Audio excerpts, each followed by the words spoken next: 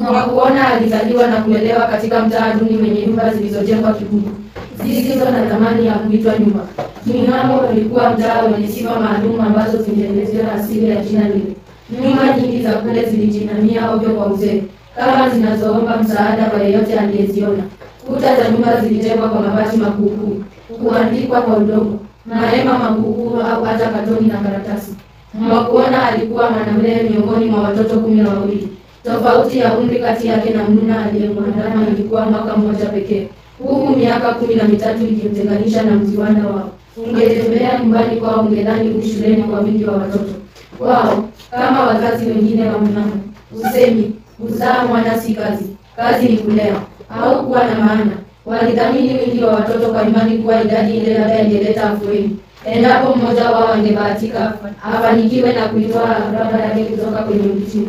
Mwakuona aliminywa na maisha midili ya mjusi aliyebana na kuchanga kuni katika Zimbabwe na Moroko. Aliyapitia mengi aliyotinga kesho yake. Hakujua nguo mbili. Kuchangikiwa na lile moja iliyokuwa kauka ni mbaya. Haikuwa changamoto ya utatu. Kuu zaidi kwa bwana na bibi Mtondo ilikuwa kupata angaa kibaba cha unga wa chakula cha mshinyo kwa ajili ya wanao. Kwa kuwa ng'ombe mkubwa ndiye analia mimba. Mwakuona na nduguze wakubwa wakati mwingine waliishia kuramba vyombo au kuwanua kogo ili wadogo wao wapate angaa mtoke. Walitambaliwa na utapiamlo na hali ilipokuwa mbaya zaidi. Utapiamlo uligeuka unyafuzi. Nywele zao zilikuwa za hudhurungi huku miguu ikiwa nyembamba kama ya koroko, isiyojua viatu ila kutawaliwa na tehenya. Imekaukiana na kuungwa na tena. Kama wanadamu wengine, Mwakuona alikuwa mwenye huzuni kila wakati. Si kwamba aliomboleza bali alimwandama ya kumbalia tabasamu. Licha ya yote, Mwakuona alikuwa mtiifu, mcha Mungu, mwenye heshima na bidii ya mtu masomoni. Aliyeziwa na alila yake na wote waliomjua. Jioni moja alitoka shuleni Kazamoyo. Mwakuona alimwona bibi fulani kasimama kando ya barabara karibu na mtaa wao. Kutoka mbali aliona kuwa bibi yule alikuwa akimtazama kwa makini. Alimsalimu kisha akajitambulisha kama mfanyakazi katika kampuni moja maarufu mjini ambayo ilikuwa ikitafuta vijana wa kudhamini. Aliposikia maneno vijana wa kudhamini, Mwakuona kama alivyo vijana wengi, alisisimkwa na mwili. Akazikumbuka taabu alizopitia maishani na jinsi alivyotamani mdhamini wa kunusuru hali yake. Akaona fursa ya kuzipa taabu kisogo. Kama wafanyimavyo vijana wengine, hisani ya bibi yule ilimfunika macho. Akaona kiwi, akajikuta amenasika. Wakala yule alimwahidi kwamba angekubali wito angefaidika, si kwa utajiri pekee bali hata masomo ya juu, kwani kampuni ile iliwadhamini vijana werevu. Sharti la pekee lilikuwa kubali kufanya kazi ughaibuni kwa muda wa mwaka mmoja. Ni kazi yenye mshahara wa juu. Mdhamini akiona kujitolea kwake angemfadhili masomoni Ulaya. Maelezo ya wakala yule ya kazi yalikuwa ya kumtoa nyoka pangoni. Mwakuona aliposikia matumaini ya utajiri na masomo, alichanganyikiwa, akakubali bila masharti. Naye mvuvi akajua amekwisha mnasa samaki mkubwa. Macho ya wakala yule yalikagua na akaonekana akitabasamu mara kwa mara. Akakata kuficha urembo wa Mwakuona. Sasa alikuwa msichana aliyebalee wa kidato cha 3, umri wa miaka 16. Kapata umbo la kuitwa msichana. Ukaguzi wa wakala ulitua kwenye nywele. Akaona zipo. Msichana akajitahidi kuzilea licha ya kukosa mafuta ya kuziosha. Sasa zahitaji kupelekwa saluni zioshwe kwa shampoo, zisingwe na kulainishwa kwa kitana moto. Miguu ikipitwa nguo za kazi na viatu vya mchuchumio. Basi, aliwaza yule wakala. Mwakuona naye alitazama bibi yule kama mwokozi wake kutoka kwenye lindi la ughaibuni. Msichana wetu aliona vyakula alivyotamani kama pizza, nguo za bei, rangi za kucha na za midomo, wanja machoni, kope na kucha za kubandika, mitindo ya kisasa ya nywele na urembo wa aina mbalimbali. Aliona mashahidi, akaona kasi, akaona ameheshimika katika jamii. Kwa haraka yake, aliona akiwanunulia nguo za bei, vyakula aina aina, akaona akianzisha kwenye mtaa wa kifahari, akiwaelimisha nduguze. Kinyume chake kilikuwa kudanganywa na kutima milele. Masomo bila uwezo ni bure, aliwaza. Aliona hata akipata mtihani wa shule ya upili asingeendelea na masomo kwa kuwa wageni wake hawakuwa na uwezo wa kumfikisha kileleni. Majadiliano yalinoga na baada ya muda mfupi wakafikiana. Mwakuona alikuwa atafutiwa pasipoti katika muda wa juma moja. Pia aliahidiwa kuwa angekuwa na visa mkononi. Nauli ya ndege ingegharamiwa na mwajiri wake. Kilele cha furaha kilikuwa ni kupewa kijisimu japo kwa masharti. Aliona asimuoneshe hata msiri wake mkubwa simu hiyo. Aliambiwa yote aliongea yalikuwa ya wawili tu na kwa Mtengo alisikia kwamba hata wazazi wake walijua. Angebatilisha mpango wote. Wazazi wangejulishwa baada ya kila kitu kukamilika ili waende kumwaga binti yao katika uwanja wa ndege. Usimwage mtama penye kuku wengi, alishauriwa. Kudumisha siri hakukuwa kazi kwa Mangona. Alikuwa msiri kama kaburi. Simu aliificha kusikofikika na walimu au wazazi wake. Angeiwasha faragani baada ya siku 7 arifiwa yaliyotimizwa. Jambo aliziona siku hizo kama mwaka.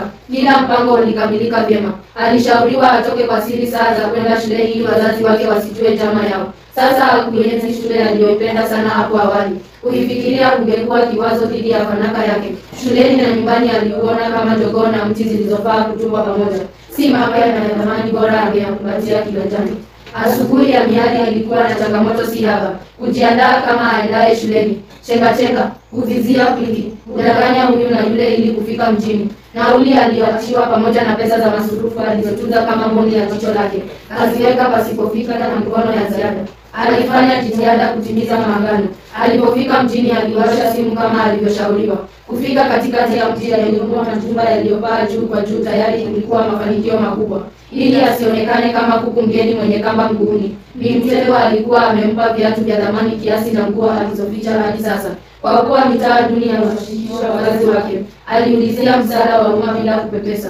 Mhudumu alimtazama akitoka akamuuliza mbona alikuwa jijini siku ya shule. Kavaa sare na kuvaa viatu visivyodhihirisha wanafunzi. Aliyojibiwa alimfanya kufyata ulimi. Haya kuhusu mbele wala sikio. Bi Mtego alipoona simu ya Mwakoona alijua ndoana yake imenasa. Chambo kipale pale. Angekitoa kinywani mwa samaki na kukitumia tena kunazia mwingine. Alimwendea alipokuwa. Jambo lililomduaza Mwakoona. Iweje anayemsaidia ndiye anayemtumikia? Hili ndicho kitendawili ambacho lao angekitegua. Huu ndio ungekuwa wakati wa kujinasua. Dao tokomevu aghalabu kushawishi mpiga kafi kuelekea kwenye mawimbi. Dao linapopigwa na dhoruba. Kujaribu kuyakumba majimbo na kitayari isiyo na mazao. Kuangamia hakuwa mahali. Hapa na Nyangumi kusubiri na zamani ya zame. Wamvutie vinywani. Bi Mtego yupale. Nyangumi mzamisha madamu. Kabla ya kupelekwa kwa majini, Mwakoona alifaa kuandaliwa kwanza ili walemane na mazingira ya ng'ambo na kubadilisha waajiri watarajiwa. Hakuwa peke yake. Aliwakuta wengine kadha. Kuna walioongezeka baada ya watu walioondoka kwa furaha. Yalikuwa makazi maalum. Shughuli ikawa kuandaliwa kweli kila uchao. Kazi ikawa kula na kunywa vinywaji mzungumzo na kuoga huku miguu ikisuguliwa kwa vifaa maalum vya kielektroniki. Kutengenezwa nywele, kulainishwa uso kwa mvuke na mafuta aina kisha kusimba na kupandwa mwili mzima ili ulainike. Mwakoona alifurahi gari la kuandaliwa kama malaika ya kamili. Nani asingefurahia huduma hii ya kifahari tena ya bure? Aliandaliwa kwa kipindi cha majuma 6. Kila aliyetoka mle alikuwa kivuli cha aliyeingia. Amekwisha badilika kabisa. Mwili umelainika. Ngozi ikawa tepetepe kama ya mtoto mdogo. Nyuso zimenyolewa na kuchorwa upya na wasanii maalumu wa urembo, huko kope ndefu zimebandikwa kwenye ingawa kilopakwa wanja uliofanana na rangi ya mdomo. Nywele nazo zilitengenezwa kwa kila aina ya mafuta. Zikawa za kujimwaya. Zilipakwa mafuta yenye virutubisho maalum ya kusaidia kuwa ndefu. Baada ya kukaguliwa na wataalamu wa urembo, kuna waliovishwa wigi za nywele halisi kutoka bara hili. Karibu wote, kutegemea mawaidha ya wataalamu, walitokwa na kuvishwa vishauki puani. Shingoni kuna mikufu huku masikio yakining'inizwa herini ndefu au za wastani. Vyote vyombo vya dhahabu. Waliokuwa weusi sasa wamekwisha badilika ngozi. Wakawa kama Suriamu. Wakati wote huu, maskini wazazi wa Mwakoona walikuwa wamemsaka kote mnafunga kama kuandaa mafanikio. Waliripoti katika kituo cha polisi. Kwa bahati mbaya, kutokana na kutawaliwa na ufukara, hawakuwahi kupigisha picha awali. Picha ilitakiwa ili itumike kutangazia kupotea kwake. Walitakikana pia kugharamia matangazo gazetini. Aidha, walitakikana kuwaozesha polisi kumtafuta kwa kuwatamia gari mafuta. Dau la mnyonge aliendi joshi. Nyayo zao zilipoondoka kituoni zilitia nukta shughuli ya kumsaka mwanao. Huku wa maskini uliwa na kanu majirani wakiangalia. Waliomtangulia Mwakoona kwenda ng'ambo walikuwa wengi. Leo ametolewa maandalizi. Amefurahi gaya kwani hayaonekani kuwa. Hata hivyo, amekumbuka hajawahi kumuona Bi Mtego tangu siku aliyopeleka kule matayarishoni. Tena hajawahi kuwasiliana kwani simu aliyokuwa amepewa ilikuwa sawa na nguo ya kuwazima isiyostahili makalio. Ilikuwa imeshachukuliwa kitambo. Gari la kifahari lilimjia. Atakuwa yeye pekee anabeba backleft. Amefunguliwa mlango. Kinachomshangaza tu ilikuwa leo kapewa nguo fupi sana. Akiuliza mbona ikawa fupi jinsi ile alivyo. Anafikiri huenda ndio ustaarabu wa waendao kuishi ng'ambo. Mwakuona alitarajia kuona uwanja wa ndege baada ya dakika kadhaa amesafiri kwa ndege ya usiku, kwa kuwa usiku ulikuwa umekwishaanza kutawala. Baada yake gari lilianza asikojua. Aliposhushwa aliangaza macho. Jengo la kifahari lenye jina Chamberlain lilimkaribisha kwa taa za kumetemeka. Mapokezini alishangaa kukaribishwa na watu waliomjua kwa jina tayari. Hakuambiwa anapelekwa lini uwanjani, anasafiri kwenda nchi gani, wala ndege anayosafiria. Msichana aliyepokea wageni alimwomba aketi kwenye sofa asubiri. Alimwambia huku akitabasamu, kuna watatu wanaokung'ang'ania. You are a hot cake. Mwakuona akauliza kwa mshangao, uning'ang'ania? Alafu akaongezea, kindly tell me, mbona hamkufanya uamuzi mapema kuhusu mwajiri wangu? Ni wa nchi gani? Nasafiria ndege gani? Safari yangu ni ya saa ngapi? Mshahara wangu ni kiasi gani? Haya yote yalijibiwa kwa micheko ya wanawake wasiowaona nyuma ya kaunta. Ilimdhihaki na kuwaingiza kote. Alishangaa. Alishtuka kuwaona wasichana waliovalia nusu uchi wakitembea mzopaka machoni pake kwa viatu vya mchuchumio.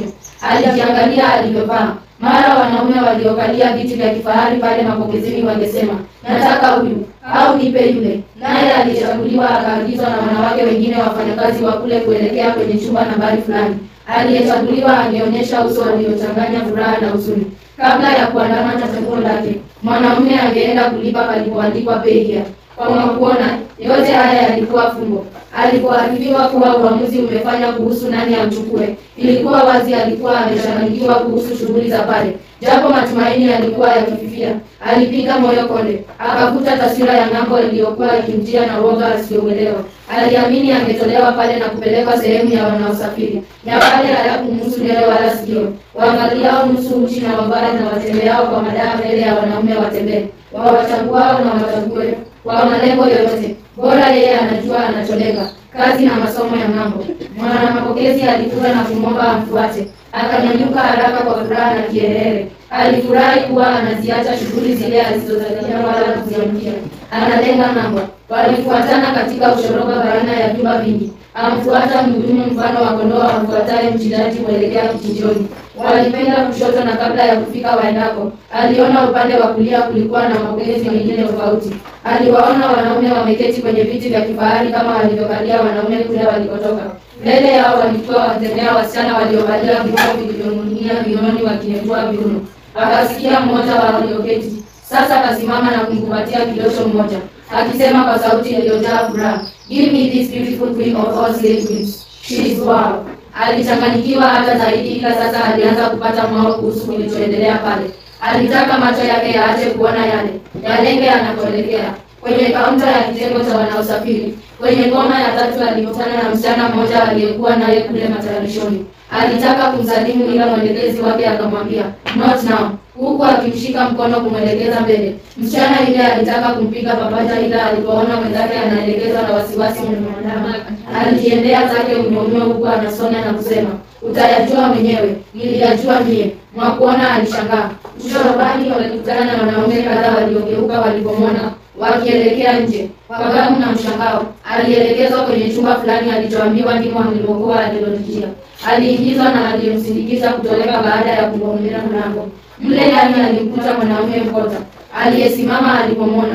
Uso ulionyesha kwamba kamsubiri mwenzake kwa muda, ila sasa ameridhishwa na hali ya kuibwa. Alimwendea mgeni wake kwa kasi. Kavaa tabasamu ya chui mchekesha swara. Mikono kapanua, ataka kumpiga papaja. Mwakuona naye sasa wasiwasi wa kutikisa mwili mzima. Alijinyata pale mlangoni, naye zimekataa kuelekea aliko mwanaume yule ngeni. Malaika zimesimama na kibiriki kumetoka mwili mzima. Karibu mpenzi wangu, nimekuchagua miongoni mwa wengi na kukulipia hela nyingi. Nilikupenda nilipoonyesha picha zako na sasa naona umrembo hata zaidi. Kweli macho yangu hayanidanganyi. Mimi ni stadi wa kuchagua. Karibu tu. Jinsi mwanamume yule alivyoendeleza kampeni yake ndivyo Mwakuona alivyozidi kujawa na fadhaa. Akili zake zilipita mzingile wa maisha yake kwa kasi. Taabu za nyumbani, masomo shuleni Kazamoyo, Limtengo, ng'ambo, chumba cha matayarisho, mapokezi ya pale alipo na hatimaye zikatoa kwenye chumba alipokuwa sasa. Anakabiliwa na mwanaume ambaye ni wazi anatoka na mate ya fisi. Yeye ni kibumbwa hasa, yu tayari kumhujumu. Yule mwanaume alimjia, akajitahidi kumtilia chambo kwa kusifu urembo wake, umbo lake, urefu, ngozi, nywele na umri. Mwakuona alimtazama mtu yule na kushangaa kuwa alikuwa na umri mkubwa kuliko wa babake mzazi. Wakati wote huu Mwakuona hasemi kitu. Anamchunga kwa macho yaliyochanganya wasiwasi, chuki na ujasiri wa kadri. Mwanaume yule alikaribia wilo lake. Akamwekelea mkono begani na kujaribu kumrairai, ila Mwakuona alisukumia mbali mkono na kumpokea. Nikome, hii ndio kazi ya mambo niliyodanganywa naenda kufanya. Mimi sikujui. Tena unasemaje sielewi. Nikome, tena unikome kabisa. Mimi si kahaba. Usikia vile, yule mwanaume alifoka. Wewe si nini? Yako ni ajabu ya shingo kukataa kulalia kitanda. Mimi ni tajiri, mwenye hela na heshima zake. Ukinikubali nitakufaa sana. Nitakuwa nikikuchagua wewe kila nijapo hapa. Ni furaha yangu kupata wewe muonekane kama ndio mwanzo umechipuka. Bahati iliyoje kwetu sote kupatana. Mimi mtende, wewe thamani ya hela zangu. Mwakuona alitoka na machozi njia mbili. Kujua kwamba angeliuzwa kifaa cha kuuzwa na kutumiwa ovyo kulimtekeza maini. Usiloweshe kifua chako na jifu na machozi na kuharibu wanja na vipodozi vyako bure ukijifanya mtoto. Ukinikubali nitakutayarisha kwa mikao utakayokuwa ukipewa kila nijapo. Ukikubali nitakuja kila siku na kuchagua wewe. Baadaye tunaweza kufanya mipango yetu huko nje. Kila neno alilosema lilikuwa kama msemeno ukatao kuwili. Nikachotea kilio chake maskini Mwakuona. Hana la kufanya ajinasue kwenye ulingo baada ya kuingia mwenyewe. Ni jogoo hapo alipo. Baada ya kurushiwa nje na mtama, akazifuata, akazidonoa, akazimeza kwa pupa, akanaswa. Zingali tumboni wala hazimfai tena. Kisha chamwelekeza makali shingoni. Macho kayatoa pima, piga mabawa kutafaa nini. Unakufa na kupona na kulewa na kukumbuka. Chakuzama makina rubani. Jioni ile Mwakuona alipelekwa katika chumba mlimokuwa na wasichana wengine kadha. Kutokana na simanzi yaliyomganda, machozi yamekataa kukauka. Msichana mmoja alijitolea kumliwaza. Mashaka, kijana chipukizi aliyekuwa amepitia ugumu wa maisha kule Chengawezi. Mwingi wa huruma, alimeza mate machungu na kujitahidi kumshauri atulie. Pole, dadangu, kwa yote unayopitia. Nimepitia hayo na mengine machungu sana. Labda ukikubali nikusimulie nukusi zako huenda ukapata nafuu ya aina fulani. Nilichompata kwenda na kiboko ni chucho. Mashaka alikuta bado akamnong'onezea. Ningetaka tuwe marafiki ili tufaane katika safari hii ngumu tunayosafiri pamoja. Tunayopitia ni mamoja na ninaona unao moyo kama wangu. Bila shaka uyapendi maisha haya. Tena sisi wawili si wadagu. Tutakapojitasua kutoka humu sharti tutafute haki. Haki yetu sisi wawili na dada zetu. Kwanza sharti turudi masomoni. Tusome, tuwe wanaharakati. Tuwahamasishe wanaharakati wengine. Tuwe ngome imara ya kupiga wadhalimu ndugu. Hawa madhalimu sharti wakabiliane na sheria ili tukomeshe uovu huu. Maneno haya yaliyoleta dalili za mwanga gizani yalizobadilisha shaka za kuona sina. Waliozana mamuda na katika baraka ile walisimuliana hali zilizowaleta mle. Wakapelekana utotoni, masomoni, wakaona hali zao zinalingana kama sahani na kawa. Mashaka alitolewa shuleni yapata miaka 2 iliyopita. Jitihada za kujinasua hadi sasa hazijafua dafu, ila walihimizana. Mbwa afi maji ya mnapo ufuo. Maneno haya yaliyoleta dalili za mwanga gizani yalizibadilisha shaka za Mwakuona zikabaki sina. Waliozana na mamuda katika baraka ile walisimuliana hali zilizowaleta mle. Wakapelekana utotoni, masomoni, wakaona hali zao zinalingana kama sahani na kawa. Mashaka alitolewa shuleni yapata miaka 2 iliyopita. Jitihada za kujinasua hadi sasa hazijafua dafu, ila walihimizana. Mbwa afi maji ya mnapo ufuo. Fadhaa na jitimali zilimwandama Mwakuona usiku kucha. Alijisikia yeye na wenzake, kwani alihisi huenda wengi walikuwa mle pasi na hiari kama yeye na Mashaka. Hakutaka kuamini kuwa sasa yeye ni mtazuruni. Kibiriti ngoma na kulazimisha. Kabisha kibiriti ngoma ilikuwa kivutio cha wanaume kibiriti ngoma. Mtumwa hapo alipo, atenda dhambi pasi na hiari. Aliapa kujinasua ima falima na kujitahidi kutimiza walioagana na Mashaka. Suala la kulazimisha lilimjia mara kwa mara. Alimlaumu Bimtego na wengine waliowaandaa watoto wasiojua bei wala tee ya maisha na kuwatumbukiza kilindini wasioweza kujitoa. Alimlaumu mwenye Chengawezi. Akashika vipi mtu mzima aone biashara bora ni ya kuuza mili ya vijana. Aliwalaumu wateja wa pale, wanaume kwa wanawake, walioistawisha biashara ile haramu. Aidha, alilaumu serikali kwa kuzifumbia macho biashara chafu kama hii. Hata iwe kwamba baadhi ya waliokuja mle walikuwa maafisa tajika serikalini, ila alijihimiza chuma chao kimotoni. Zaidi, Alijilaumu mwenyewe. Aliwakumbuka walimu wakiwashauri kuwa elimu inawezesha kupata akili tambuzi. Wachuje, watwale vifaa na kuacha vibaya. Dunia ni kama shamba la mahindi. Uzaa mahindi na vizimili. Utakwendaje kuvuna ukakusanya vizimili baada ya mahindi na kupeleka ghalani? Alishauri mwalimu wao, Bwana Mpevu. Vipi yeye, mwanafunzi wa kidato cha 3, asikumbuke ushauri wa shuleni, nyumbani na maabadini? Akafanya uamuzi wa busara. Pupa imejitumbukiza kwenye kisima nilichochimba. Sasa naingia mwenyewe. Machozi ya lawama, uchungu na hali ya kubadili rangi yalimwagika moyoni kila alipowazia hali yake hii. Mara kwa mara aliwakumbuka waliokuwa nao matayarishoni. Waliyajua haya au walikuwa wanateka kama mimi? Mbona pasiwe na hata mmoja mwenye hekima atakayetushia tutunge mbinu za kujinasua? Haya aliyaona kuwa maji yaliyokwisha mwagika hayazoleki. Bora kutafuta suluhu ya maisha anayopitia sasa. Siku zimesonga. Imetimia miezi 7. Ameyapitia mengi yasiyoadhirika wala kuandikika. Atayasimulia yanayoadhirika kama ataweza kujipapatua, kwa sababu leo yuko kwenye mbio za kutoroka. Nyuma anaandama unyo, anasakwa. Chenga wezi kumwachilia aende ni sawa na kujitia kitanzi. Mwakuona amekuwa mhimili mkuu wa biashara yao. Ukakamavu wake akiwa kule aliwashangaza wengi. Anaweza kumwaga mtama kwenye kuku wengi. Kitumbua chao kikaingia mchanga. Lazima wamsake hadi wampate. Akiwa mbioni anaitazama jana yake na jinsi alivyofaulu kutoroka. Usiku wa manane, amebahatika kwenda msalani bila kuandamwa. Kinyume na ilivyo ada, aendaye msalani huandamwa na askari, kwa kuwa kuna waliowahi kujaribu kutoroka, huku kadha wakijaribu kujitia kitanzi. Leo Mwakuona kaenda msalani bila kifaa chochote, hata fulana ambayo wengine wamewahi kufungia kitanzi. Ni choo ambacho hakina dari ya zege kama vilivyo vingine. Pembeni alikuwa viatu asisikike akiambua nyayo. Haraka akajitoma msalani. Hakuwasha taa. Alishtuka kusikia sauti ambayo hakuweza kujua ilitoka. Karibu apige unyende, ila akajua ukemi ungewaita maasidi wake wamwadhibu kinyama. Akaamua kujaribu bahati yake, liwe liwalo. Alijikunyata pembeni kama kila aliyenyeshewa na kuhofia kufumaniwa kabla ya kujibabadua. Nayo sauti ile iliyookokea ikaendelea kutanda hewani. Alishangaa kugundua kwamba mlio ule ulisababishwa na bati lililokuwa limebadatuka likaingia na kuacha maya. Bila kufikiria, alivirusha viatu nje na kusikia mtu akikemea, kisha akasikia vishindo vyake akitoroka. Alijitahidi kadri ya uwezo wake. Akaruka mara 2-3 huku akikwaruzwa vibaya na ukuta. Aliushika mtambakamanya. Akavuta nguvu zake zote na kujinyanyua. Akatupa hadi nje. Japo bati lile lilimkwaruza, alifaulu. Alianguka kwenye jalala. Akachafuka vibaya.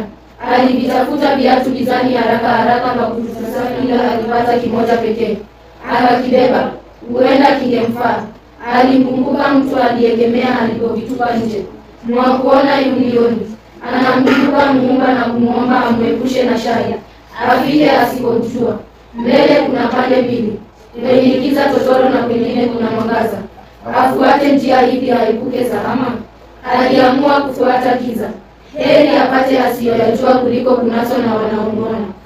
Amekimbia kwa muda wa takriban saa nzima. Kaloa jasho chepechepe. Anahema kama njiwa anayekimbizwa na mwewe. Alipokwaruzwa kunawasha. Anakaza mwendo ila miguu hainyanyuki tena. Bado anahisi kama anafuatwa.